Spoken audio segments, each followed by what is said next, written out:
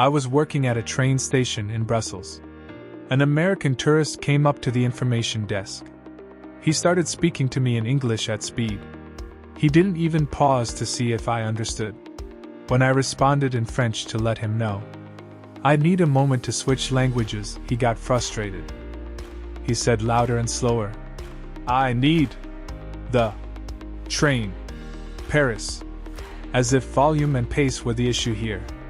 When my colleague came over and helped him in English, he shook his head and muttered, "Finally, someone professional, who speaks normal." My sister works at a hotel in Tokyo. An American guest called the front desk at 2 in the morning, angry that TV channels were all Japanese. He demanded to speak to a manager right away. He said, "This is unacceptable. I'm paying good money for this room, can't understand anything on TV. You need to switch all channels to English immediately. What kind of international hotel doesn't have American channels?" My sister had to explain he was in Japan. Japanese channels were, in fact, the default there. He hung up, clearly unconvinced. I was touring the Sagrada Familia in Barcelona with a group when an American woman interrupted the guide. The guide was speaking Spanish mid-sentence at the time. She tapped him on shoulder and said to him, "Excuse me, can you do this tour in English? I can't understand what you're saying, I paid for this." The guide politely explained this was the Spanish language tour, and English tours were available at different times today. She rolled her eyes and said, "Well, that's a terrible business model. You're losing customers by not just doing everything in English. That's what real professionals do." A friend of mine manages a small cafe Reykjavik. An American couple came in and started ordering English, which was fine, but when barista responded with accent, the husband interrupted and said, "Sorry, do you speak English? Real English?" The barista, who is fluent in 4 languages, said yes. The man then proceeded to repeat his order using exaggerated hand gestures and pointing, as if the barista were a toddler. His wife nodded approvingly and said, "See, honey, sometimes you have to be patient with people who are still learning." I worked at a museum in Amsterdam last year. An American tourist asked me where the English version of an exhibit plaque was located in the museum. I told him it was a Dutch museum, so the primary language was Dutch, but there were English audio guides available for rent. He looked at me like I'd said something offensive. He replied, "But everyone speaks English. Why would you waste time writing everything in Dutch when you could just use the universal language?"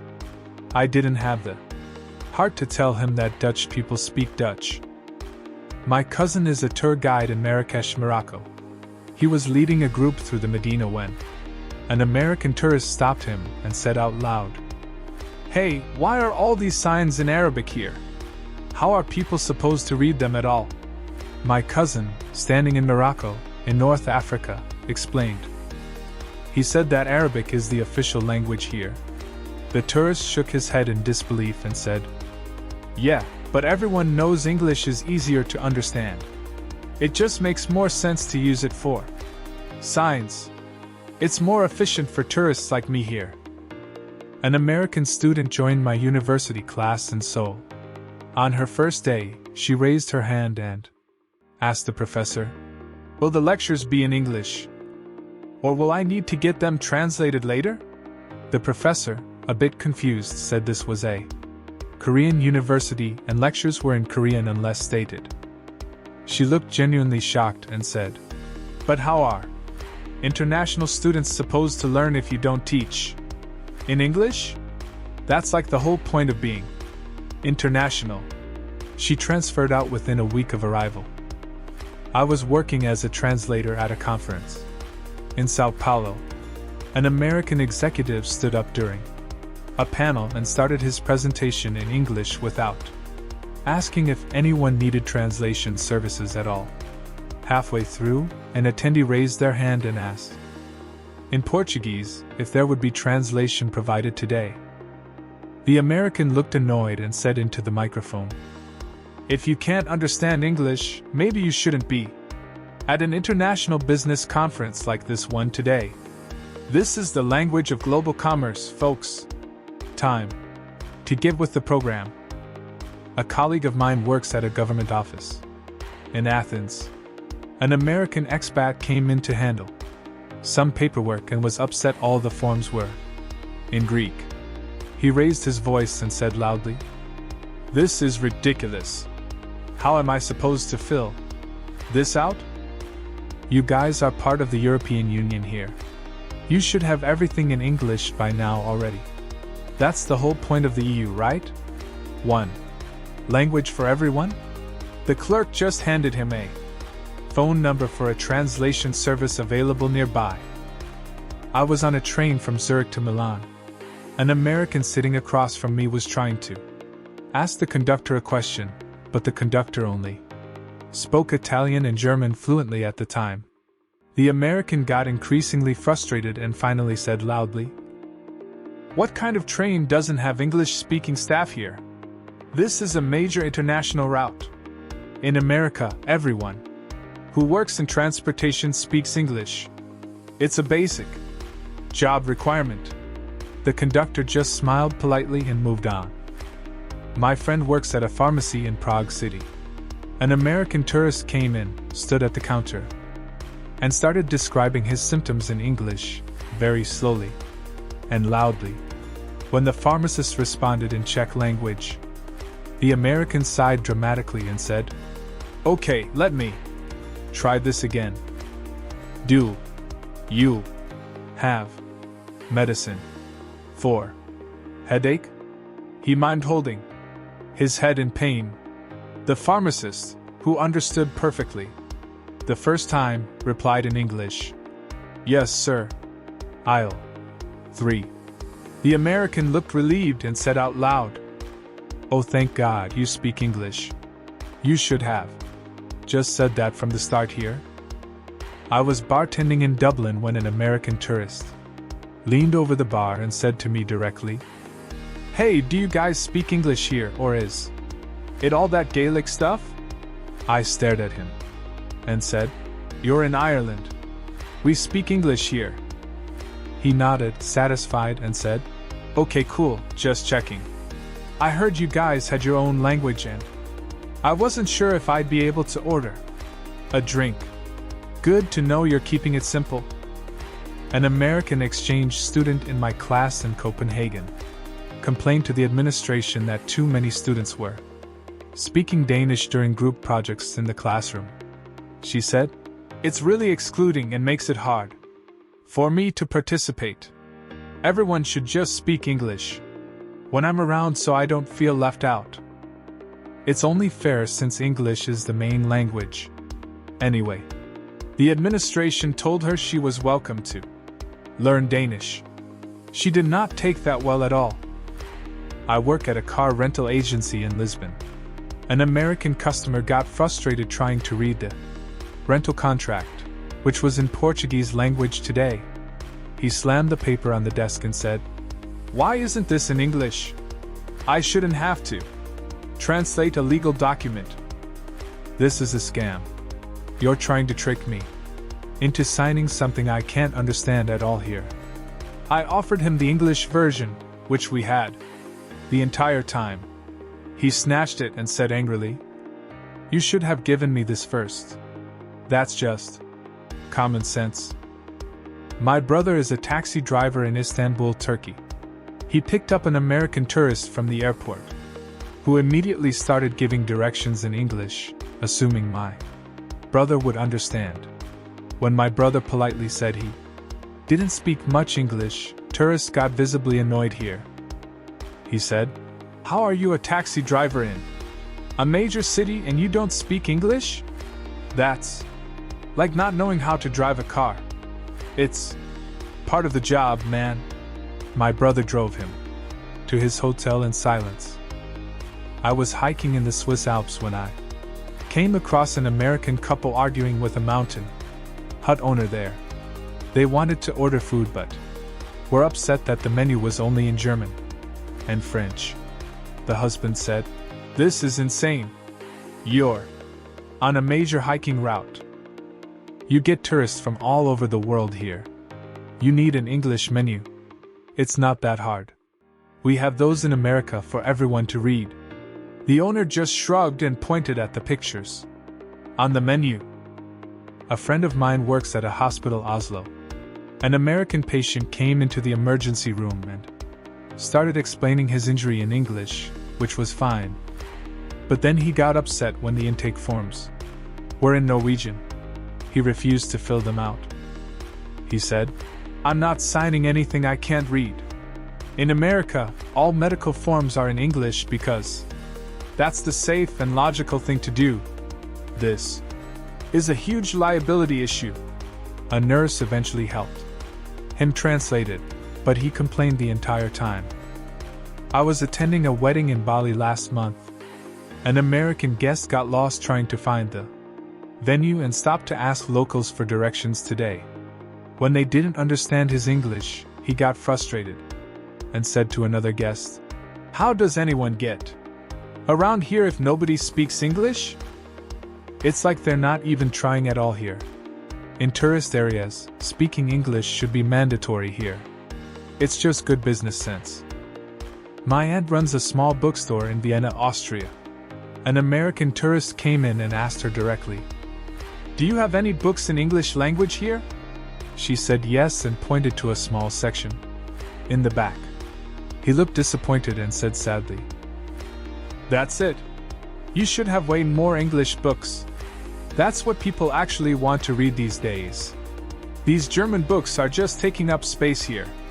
You'd make way more money if you switched your inventory." My aunt, who has run a successful bookstore for 20 years, just smiled and nodded politely.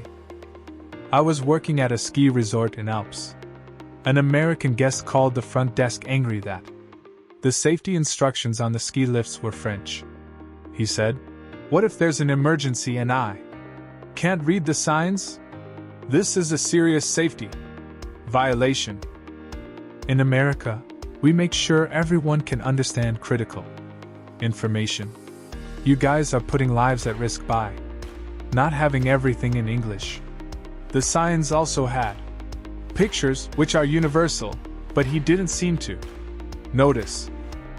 A colleague works at a law firm in Brussels. An American client came in for a meeting and was upset that some documents were in French language. He said, "I thought this was an international law firm. Why aren't all your documents in English language? How am I supposed to do business here? If I have to hire a translator every time? This is highly inefficient. You guys need to standardize everything."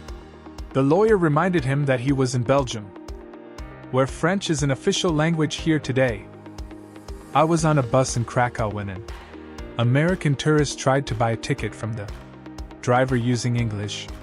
The driver didn't understand and pointed to the ticket machine. The American, frustrated, said loudly to the other passengers, "Does anyone here speak English?" A teenager helped him, and afterward, the American said, "Thank you. It's crazy that the bus driver doesn't speak English. That should be a requirement for public transport." The teenager just walked away without responding further. My friend is a lifeguard at beach in Sardinia. An American family came up to him speaking rapidly in English about water safety regulations and concerns today. When he responded in Italian, the father got annoyed and said, "Seriously? You're a lifeguard and don't speak English? What if there's an emergency? How are you supposed to save someone if you can't communicate? This is a major oversight by whoever hired you." The lifeguard, who saves lives regularly here, just pointed to the flag system, which is color and universal. I work at a train ticket office in Budapest. An American traveler came to the window and started asking about routes, schedules, and prices, all in English, speaking very quickly. When I asked him to slow down because I needed to switch languages mentally here, he said, Oh, come on, it's not that hard. English is literally the easiest language to understand globally. Just focus. He then repeated everything at the same speed but louder. An American tourist in my hostel in Hanoi complained to the front desk that street signs outside were confusing. He said, "How is anyone supposed to navigate if the signs aren't in English? It's like you guys don't want tourists here. In America, we have signs in multiple languages. In big cities because we actually care about visitors." The receptionist pointed out that he was in Vietnam, and Vietnamese was the official language here today. I was working at an art gallery in Florence. An American visitor asked if we had English descriptions for the paintings. I said we had brochures available. He scoffed and said, "Brochures? That's so inconvenient today. You should just put English labels next to everything. Why make people carry around a booklet like that? It's bad design. Whoever runs this place doesn't understand user experience." He was standing in a Renaissance gallery that predates the concept of user experience by centuries. My sister is a flight attendant for Scandinavian Airline. An American passenger got upset during the safety announcement because it was first delivered in Norwegian language today. He pressed the call button and said to her, "Excuse me, can you do that in English language?" I didn't understand a word. My sister explained that they always do it in Norwegian first, then English, and she would repeat it. Momentarily, he shook his head and said to her, "That's backwards. You should do English first since it's the main one. Just a suggestion for your boss." I was at a restaurant in Hanoi last week. An American diner received a menu entirely in Vietnamese. He waved it at the waiter and said directly, "Do you have this in English? Or at least pictures?" The waiter brought an English menu right away. The American then said, "See, you had it the whole time. Why didn't you just give me this one first? It would save everyone a lot of trouble if you just used English menus as the default. Just trying to help you out here today." A friend of mine works at a historic site in Cairo. An American tourist asked him a detailed question about Egyptian history, entirely in English, without even a greeting first. When my friend responded in Arabic to clarify what he was asking, tourist interrupted sharply. He said, "English, man. English. I don't speak Arabic. Why would I learn Arabic? Just answer the question in English." My friend switched languages and answered him. The tourist didn't even say thank you at all. I was at a train station in Osaka, Japan. An American was arguing with a ticket agent, insisting that his rail pass wasn't working properly at all. The agent was trying to explain the issue in broken English, but the American kept cutting him off. He kept saying, "Just speak clearly. Use simple words. I can't understand your accent."